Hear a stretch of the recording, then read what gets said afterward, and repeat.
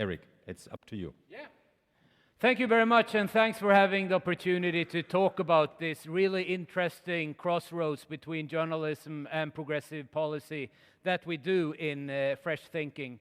When I presented the first issue here roughly a year ago, I spoke about Jürgen Habermas, I remember, because that's a little bit the idea behind this. We all know that the debate between European citizens in general, but also in our progressive family, should be much more better, especially in between nice conferences like this. So the main idea with Fresh Thinking, the quarterly magazine of FEPS, is to inspire this debate, as I said, in the crossroads between a very well-looking magazine, if I can say it myself, and everything that is happening in the progressive movement. So we get this dialogue going. That's the main idea. As I said, 4 times a year. Of course, we have different issues, different themes every time. The next one is going to be about democracy. We have an excellent one, I think, the previous one we did about the new racism in Europe. That could also be fetched out on the table back there. But the one I'm going to talk about now is the one, as Ernst said, that we are presenting today. Is EU foreign policy destined to fail? So it's an entire issue only about Europe and global and European affairs. We had a working title on this one first, and that was Come Together or the World Won't Listen. And I personally like that because it would be a Beatles song and a reference to the Smiths, but it was a little bit too complicated. So we choose just a very straightforward headline that you always like in journalism. Is EU foreign policy destined to fail? And then in my editorial, I mentioned this, Come Together or the World Won't Listen, which is a little bit the message we have in the magazine. So what do we do in it?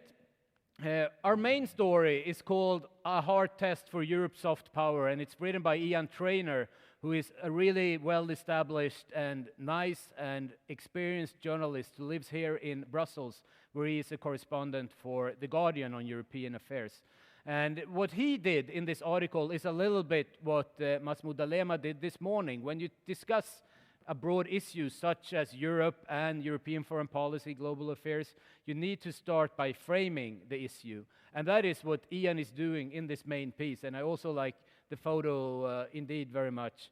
And what do you do in such an issue? You have to talk about the big advancements that we've seen in terms of EU foreign policy in the last years. Of course, he discusses the establishment of the European External Action Service that was mentioned during the morning session. But he also mentions, of course, the biggest achievement in the later years, the soft power and the enlargement of the European Union to 27 and soon 28 countries. But for sure, when you start looking at where the EU is with its foreign policy, you run into difficult questions right away. One thing that Ian has to notice, of course, is the problem surrounding the establishment of the External Action Service. For example, with you can call it maybe the renationalization of the European foreign policy. That is, EU decided that we want this agency, but as soon as it started working and Lady Ashton was in place, you can say that a lot of foreign policy headquarters in Europe wanted to take that power back. That is described, and he also goes through different hot policy issues. For example, the Balkans and the fact that we have several European countries that hasn't recognized Kosovo. We have the question about what happened in the war in Libya, where, of course, Germany voted with Russia and China and not with the UK and with France, and what that could mean for EU foreign policy. Another thing he addresses is also the fact that we now have a French president in our political family again. Hooray, you might say, finally, François Hollande. And what might that imply for Europe's foreign policy? Will it be a little bit a movement to the left in some way? Or is it like when I went to school and studied international relations, that governments come and go, but foreign policy remain? Ian discusses that a little bit and notes that sometimes you have a big shift. For example, when Tony Blair came in after John Major, when Obama came in after George Bush. But sometimes things just roll on. Where this will end and how you can frame such a big issue, you read in our main story. It sounds like a pretty interesting thing already, I hope, right? You looked like you were very interested. I hope that was correct also. Another thing you want to do in a magazine, as I said, you need to start in the excellent way like Mahmoud Alema did this morning. You frame the topic, you give the reader an introduction, but then as a journalist, I always ask myself the question, who would I like to read an interview with when we discuss this topic? And one person that we thought about immediately in our editorial team was Mark Leonard. And I think pretty many of you have read his little pamphlet, we can call it, an excellent, interesting little pamphlet called Why Europe Will Run the 21st Century. It was a really optimistic book about everything that I believe in the European Union, progressive politics. My copy of it is really well worn down. I wear it everywhere and try to spread the world. And now you realize that the European Union is in a lot of problems, Mark Leonard. Would you write that book today? Was, of course, a question we had to ask him. And we try to nail him up a little bit, and he's a little bit on the defensive, admitting that with this big financial crisis we have in the EU, of course, the whole idea with Europe having a model for the rest of the world is, of course, not as strong as it was a few years ago. But his observation is also something that we discussed earlier today, that the idea of soft power and also sharing political power in the way that we do in the European Union today might very well be a model that we will see in other countries, and for sure we already have the African Union, to mention one thing that we discussed earlier, and we might have this regional development after all. He also notes one thing that was also mentioned a little bit in the morning session, the whole idea with soft power and hard power. And Mark Leonard is a little bit critical versus his own country, Britain, saying that it would be better if the EU could use all its military resources with more trust and focus on different things and trust each other and not build up only parallel capacities, but also carry a stick when it comes to military power. That's a good interview for sure. And then we have another idea, also speaking about Europe and the rest of the world.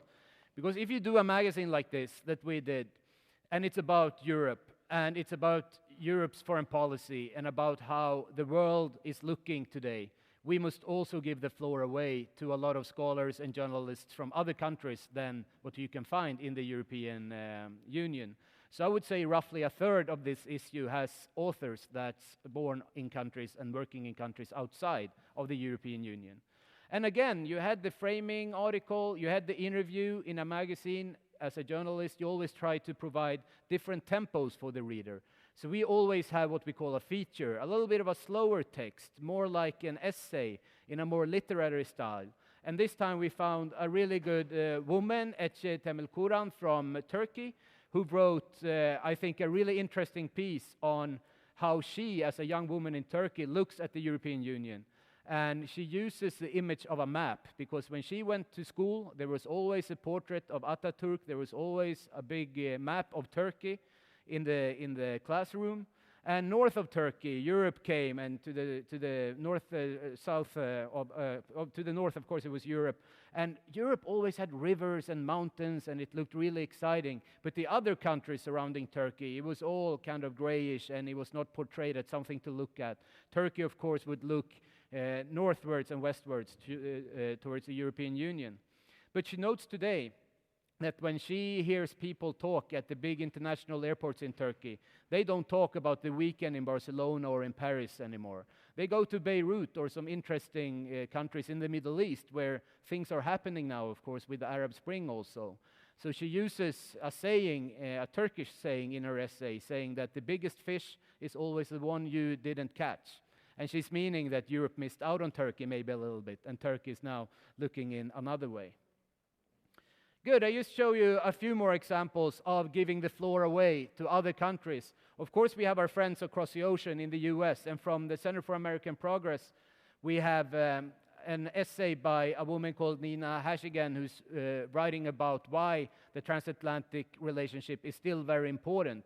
And when we heard the excellent contribution earlier today by the former president from Mauritius, I thought of her piece. Because, as we said, things are happening in the world, and you have new cooperations between Africa and Asia. And what you can tell in her text, she's an expert on China, is that she's a little bit worried about what's happening in the world. And when you're trying to form these new alliances in the world, you also look at your old pals, and of course Europe and the US, go way back, and also have a history in the future, she argues. Another big country, of course, India. We thought we need a voice from India, and we found a really interesting piece that I actually like a lot from Manoy Yushi. And he writes very bluntly that you're great in Europe, and you have a regional federation, a little bit like India, and you think you're really important, and things are going pretty okay in Europe still, but you don't have military power. When I look at the world from my Indian perspective, I don't think you can be that player unless you develop that tool. It's a little bit provocative, but that's the idea with the magazine also, that we should always... She is one of the closest friends of FEPS from the network we have established already in India, and this is also kind of an exercise that we bring people also from outside into European debate. Yeah, and I should say that, and that's really important for us to find this. How do you find a good author who is progressive but will say something interesting from India? Then we always have a cooperation, of course, trying to find all these interesting authors. And he was a little bit provocative, and of course he should have the floor and promote his view also in fresh thinking. Use some more examples. We normally have a lot of politicians commenting on the theme we have. This time we gave away 2 pages to people from China, from Brazil, from Turkey, from Burma, from South Africa, from the US, just to have their say on what's going on in Europe right now. Do we only have nice museums and Champions League football and very low growth, 1%? Or do we also have a future? And some of these answers, I think, is really interesting, and they also mirror the debate we had earlier. Many of these scholars want to make a difference between the US and Europe, saying that we would like to like Europe more, but why are you messing around so much? Why don't you really get your act together and exercise your influence? A little bit, again, that we heard in the earlier speech by the former president from Mauritius. To start to conclude, I would just like to mention that when you get the opportunity, like we did in the team, to make a magazine, you always think about politics, but there's more to making a political magazine than only use words. And we always like to think that photography is a really important tool in journalism.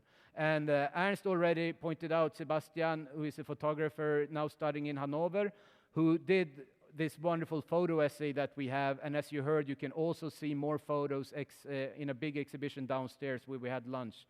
And I talked to Sebastian, and he will be happy to show anyone who wants around down there. If you want to have a private little tour or ask him about this excellent idea to tag along a very nice diplomat from our political family when he's going out on a mission, and follow him and take these photos. If you want to hear more of that, just talk to Sebastian, and he will be happy to talk more about it and show you his photos downstairs. Lastly, one thing that I personally like to do in every issue is that we have this idea also about the crossroads between progressive politics and music and books and films and stuff that really makes life exciting. And all of us, we will have, or most of us, we will have a flight home, and others fly all over to different conferences. And here we have a little idea about what you can read, what you can watch, what you can listen to when you're on that boring airplane. And always I try to find, of course, new books, old classic books, a new film, classic historical films that relate this time to global politics and EU foreign politics in general. And to conclude, what we found is that, of course, you cannot find too many books and too many, especially not too many songs when you talk about EU foreign policy. There's not a big scene out there with loads of artists singing about all the acronyms of European foreign policy. But we found Marcel Khalife, who is one of the big singer-songwriters, you can call it, in the Middle East, where things are, as we said, where things are changing very rapidly right now. And he's often been called the Bob Dylan of the Middle East. And of course, we conclude in Fresh Thinking that we hope that the change is finally coming, that the times are changing, and that a change is blowing in the wind also in this issue of Fresh Thinking. So you get all this culture advice also to conclude. Perfect. Last thing to say is that keep in touch. I put up my email there, and we are really dependent on all your inputs, because we're going to make, as I said, a new issue about democracy. I would like you to read this one and email me and say, this was bad, this was good, you're going to do something about democracy. I think you should cover this. Or you're not getting the magazine and you would like to be on our big list when we send it out. You just email me or tell me, or my colleague Birgit, who's also in our editorial team, who is there. You can stand up, Birgit, I think. And who's also in the team, and we will take your business card and make sure that you get the future really exciting issues of Fresh Thinking. Thank you very much.